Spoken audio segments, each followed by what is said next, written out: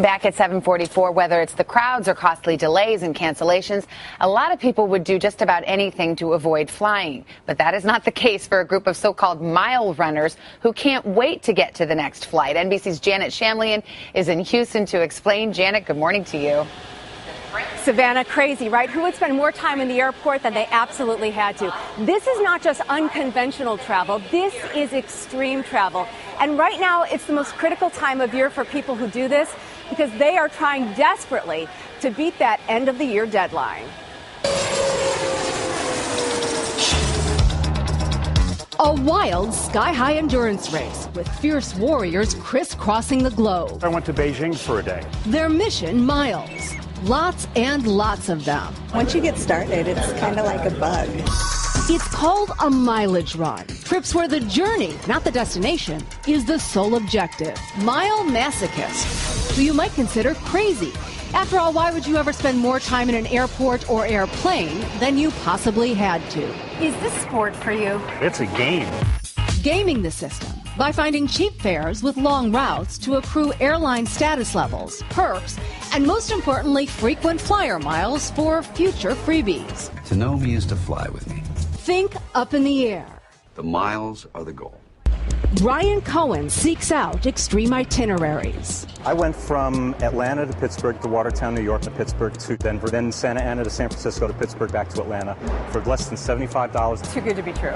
It happened. Howie Rappaport's on board, or he's about to be, for 3 days in the air. In my quest to travel for free and to make travel a bit more comfortable, it's important to get those upgrades. It's important to have that status. To get it, Howie found a ticket he says anyone can buy. It will take him on 6 flights halfway around the world for a total fare of $665. A bargain considering. We had him take a camera along for the wild ride. My first flight is from D.C. to Atlanta. Okayed simple enough. At the gate about 20 minutes early. Now it's on to New York. About 4.5 hours into my mileage run. Right off to Istanbul, a 10-hour trip. My upgrade cleared, and I'll hopefully get a good night's sleep. Half a day in Turkey, and Howie's back on a flight to Paris. I think I'm running on a little bit of adrenaline right now. No time for the Eiffel Tower. He's only got an hour before leaving for Salt Lake City.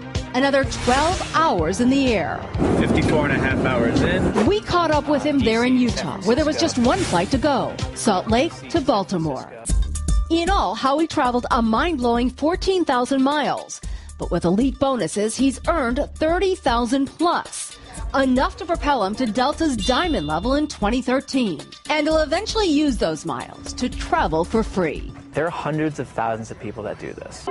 Howie blogs about his travel tricks and says the online forum on flyertalk.com is a treasure trove for extreme frequent flyers who constantly monitor new fares for low-cost, long hauls. We're trying to beat the system. I've been to 65 different countries using these techniques. Rick Ingersoll, known as the Frugal Travel Guy, hosts seminars on how to travel on the cheap, like the Atlanta to Honolulu trip he took with wife Kate for $152 round trip. He loves the game. He loves the chase. And chasing miles is like a drug for these folks, with inevitable side effects. I'm exhausted. But fatigue's a small price to pay, says Howie. It is a thrill. Every time I get on a flight, it's a new experience, and it's kind of amazing. So how do you find fares like this? Bottom line, you have to invest a lot of time. You have to monitor the travel blogs. You have to set fare alerts. And if you find a steal, you have to buy it immediately because they go within minutes. And then, Savannah, there's all that time you actually have to spend taking the flight. Yeah, you got to be really motivated, Janet. Thank you so much.